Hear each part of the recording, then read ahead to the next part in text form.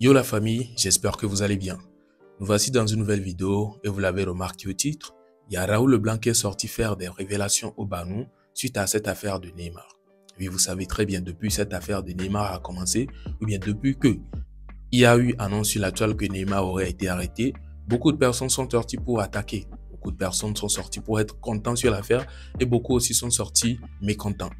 Donc, la révélation nous fait savoir que la plupart de ces gens-là qui sont sortis en train de se moquer ou bien sont sortis étant contents, ce sont des gens qui, c'est pas qu'ils n'aiment pas les Banous, non, ce ne sont pas des gens qui détestent tellement le Banou à un point, mais plutôt ce sont des gens que Ghetto, ou plutôt la team Banou aurait chassé entre eux, c'est-à-dire des gens qui étaient des Banous et par après on les a chassés ou bien qui ont décidé eux-mêmes fuir le camp. Ce sont ces gens-là qui sortent aujourd'hui pour s'attaquer ou bien pour se réjouir de cette affaire-là qui est en train de se passer entre les Banous actuellement. En tout cas, ça, ce sont les propos de Raoul Leblanc. On ne sait pas sur quoi il se base vraiment pour le dire, mais je vais quand même vous laisser regarder la vidéo et vous aussi, n'hésitez pas à me partager vos avis positifs, bien sûr, en commentaire. À la famille, la deuxième vidéo de la journée, voilà. Getovi, va fier. Banouyo, il va fier. Minya, mime le remarquerait.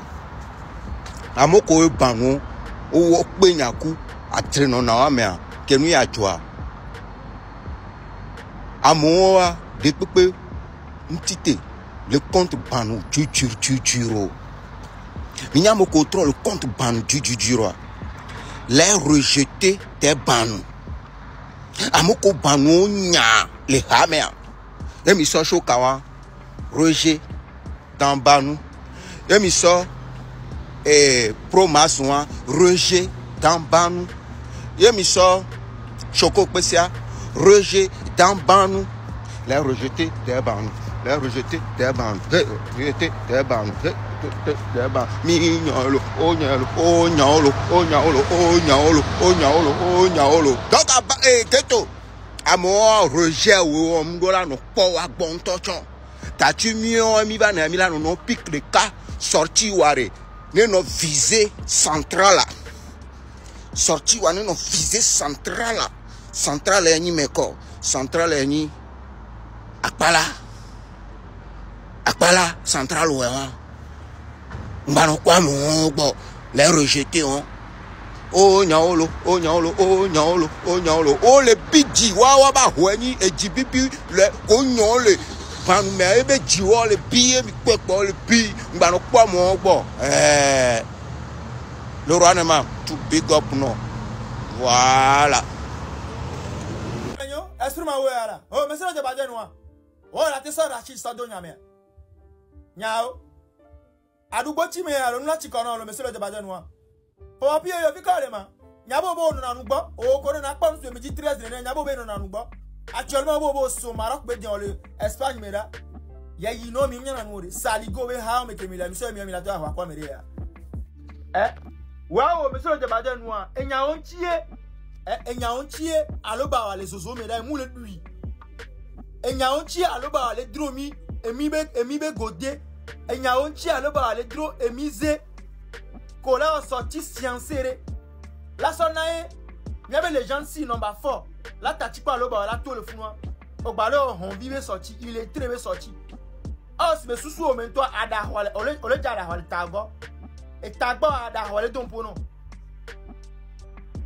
amereba me e son ku vile si e cha enu manya ke wo ya on pasara me do beto mane no deux jours à le voler na me nyente le voler à waku minyoro voa ntore même na puju ku mi le terrain kekeji mi se comme fika de ko suna me na fika ore ma ono baba suna me kela ngbale se o america gbala yilo de ka jere ke sara de ka jere ke fia mo bega bedo sawi sape wa mle se be chala yi mi papa ni ko la le mi keke me mi yo manya nu wa yo manya le yi no be ha mo wa on a teji nyane da shidolo aolo ebe se ke la sumi le bumefia on vio saligo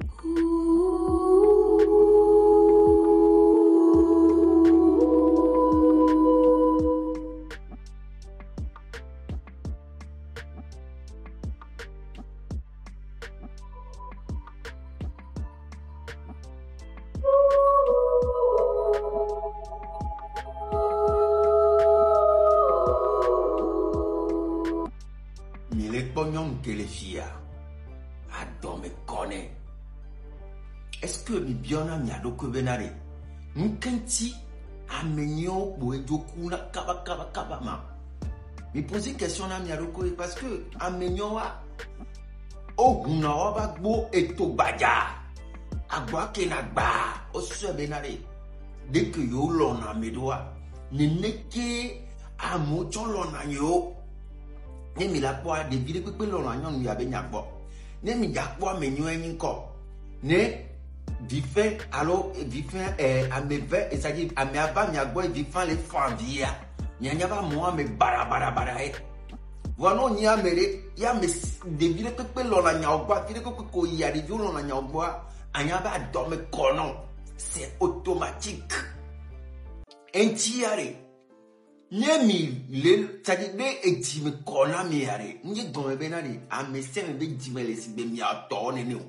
Nyomi bona no si bebe no be amo ele si be yo nene ye mirake mi abagwa gbaja awo o java koson we o java glasu we no we o java gla de dome et do la te gogo parce que et on les internet dit on les dit profit et nene ba moi no va non pon ko le dit wa alors no pon moi tiens ne mignon wa dripo mi la ba ka la te lo tu fan o la no biobe ameke va ye gbo e yo le ko di joye le wo de kema e a planifier ngo koko wani mi le we a mi ba volo mi ave viola tulo ne mi ave vio mu tuo ne mi le yo do me ntona no khozo domi o so tali mi trova ni gbaja mi la zu kakaraka alo e bon la wo mi tabaski di ne be yi ne wa.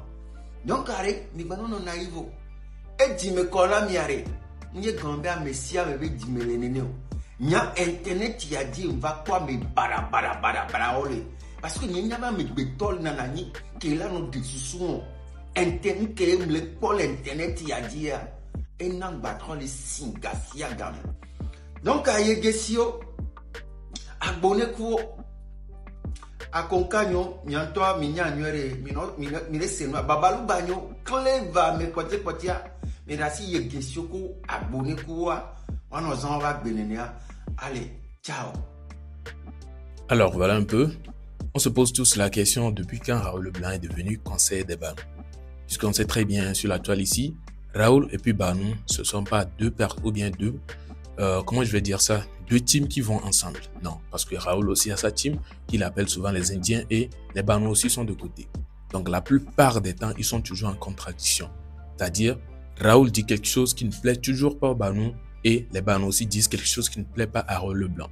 Donc ça fait qu'il y a toujours des conflits verbaux, un conflit verbal, des conflits verbaux, voilà, entre eux. Donc le voir aujourd'hui sortir et soutenir les Banou comme ça à fond, c'est un peu bizarre, c'est un peu étonnant. Et même sortir jusqu'à se dire qu'il est en train de donner des idées ou bien de révéler des trucs aux Banou et tout, c'est quand même étonnant, hein, franchement. Puisque là, le fait qu'ils disent que ce sont les gens qui ont chassé des Banou et tout, ce sont eux qui sont en train de les attaquer aujourd'hui, ce sont des révélations. C'est quand même bizarre et étonnant en même temps à la fois. En tout cas, que pensez-vous de cela? Est-ce que vous pensez que le chef des Banou, qui est Ghetto, va prendre en compte ces paroles-là qu'il est en train de dire?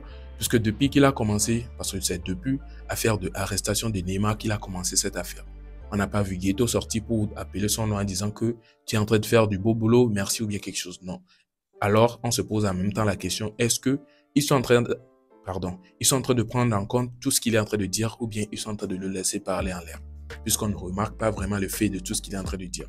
Bref, vos avis positifs en commentaire feront plaisir. Et dites-moi si vous pensez que ces paroles sont vraiment utiles ou bien il est en train de parler en l'air.